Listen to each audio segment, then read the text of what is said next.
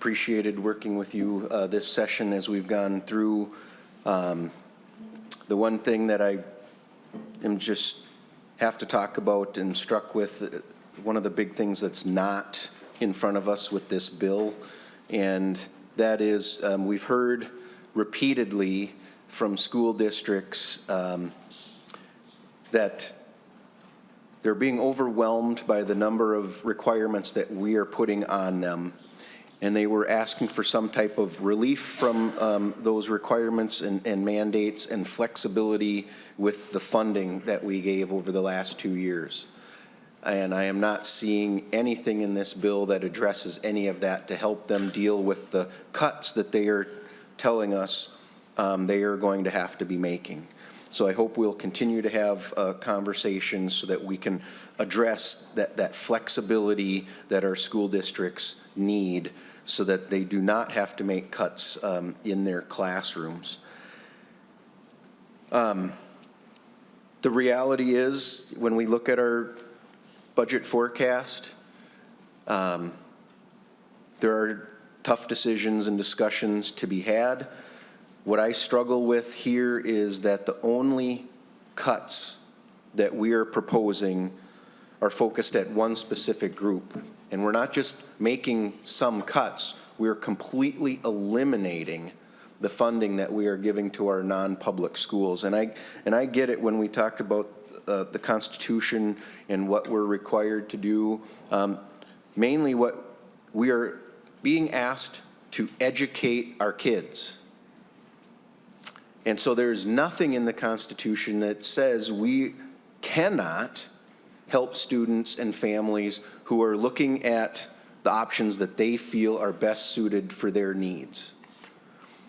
And it was mentioned earlier, but I've said this a few times throughout the year, but when we make these cuts to the non-public schools, and I do want to say I appreciate the amendment that dealt with the cuts to the charter schools. That was something I was really concerned about as well. So I appreciate that we've addressed that today. But when we look at our non-public schools and the small amount of money that the state puts into assisting those students getting to school and getting the supports that they need, that is minuscule compared to what we spend per pupil in our public schools. And even if it's just a very, very small percentage of the approximately 100,000 students that attend these non-public schools that decide it is no longer affordable and they make the transition over to a public school, there will be no cost savings to the state like we are saying is going to happen with this bill. There will actually be an increase in cost to the state in education spending. So I really, really hope we have a long, hard discussion about why the cuts would be made there.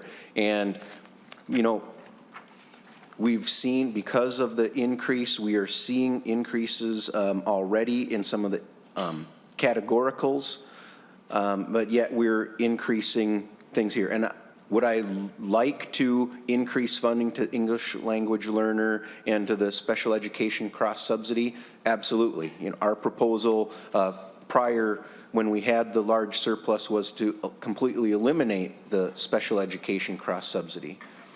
But I just do not believe it appropriate that we are making those increases to the public schools who have seen other increases in other areas while we completely eliminate funding to non-public schools. It's just, and then the other one is, you know, zero cuts to the agency. If we're going to be making cuts, they should be evenly spread across the board to everyone, not so laser focused and eliminating one specific group. That is my biggest struggle with what is in front of us. I hope we continue to have those discussions, because I think that is, we are missing the boat.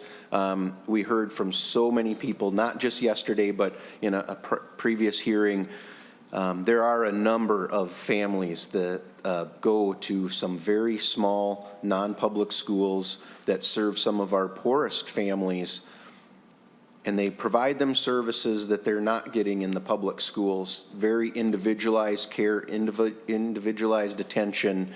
And I believe we need to continue looking at that and asking ourselves why we would be making those cuts there. It's just a killer to them, and I hope